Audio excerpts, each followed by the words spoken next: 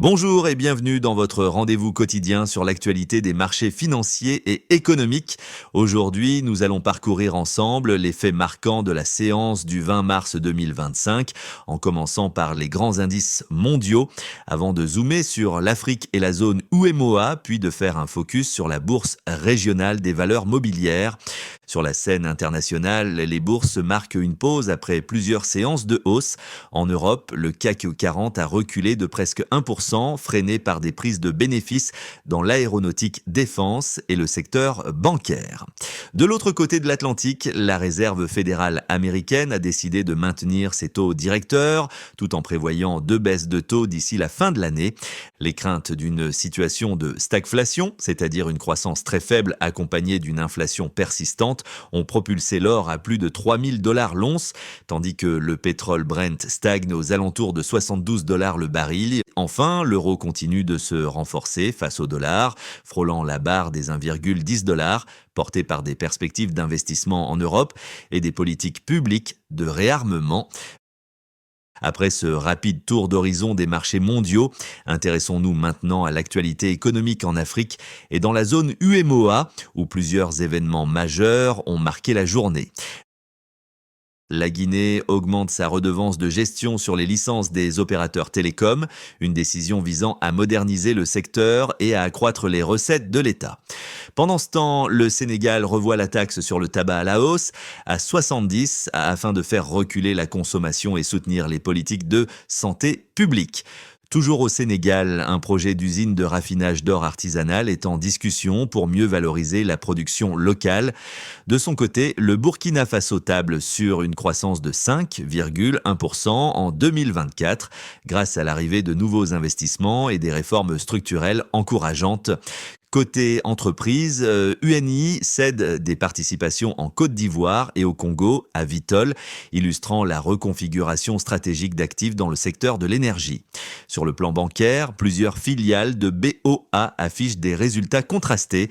BOA Niger voit son bénéfice chuter de 50% dans un contexte économique difficile. BOA Sénégal enregistre une hausse de 17% de son résultat net. BOA Mali franchit un cap impressionnant avec plus 57% de bénéfices.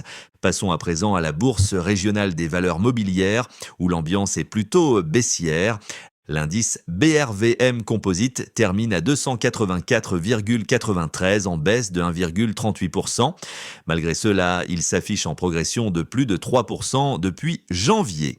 L'indice BRVM 30 perd 1,43% à 143,23 points, tandis que BRVM Prestige cède 2,07%.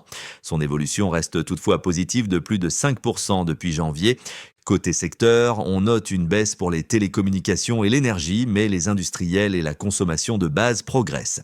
Les services publics conservent la tête du classement, avec près de 24% de hausse depuis le début de l'année, talonné de très près par l'énergie. Sur le podium des plus fortes hausses du jour, on retrouve SAPH-CI, Unilever CI et Bank of Africa BN, chacune avec plus de 7% de hausse en une séance. À l'inverse, Bank of Africa NG, EcoBank Transnational INSE et Air Liquide. CI figure au flop 3 avec des reculs allant de moins 5,9 à moins 7,4%. Enfin, Filtisac CI détient la palme de la meilleure performance depuis janvier avec plus 78%.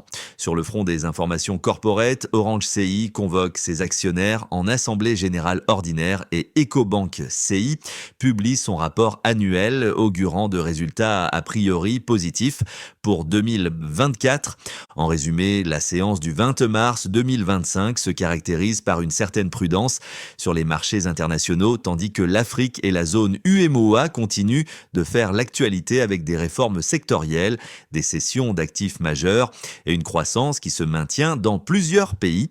Sur la BRVM, malgré la baisse du jour, certaines valeurs continuent de s'illustrer, portées par l'innovation, la bonne gestion opérationnelle et la confiance des investisseurs. Voilà, c'est tout pour aujourd'hui. Merci de nous avoir suivis. Je vous donne rendez-vous demain. D'ici là, restez informés, investissez intelligemment et à très bientôt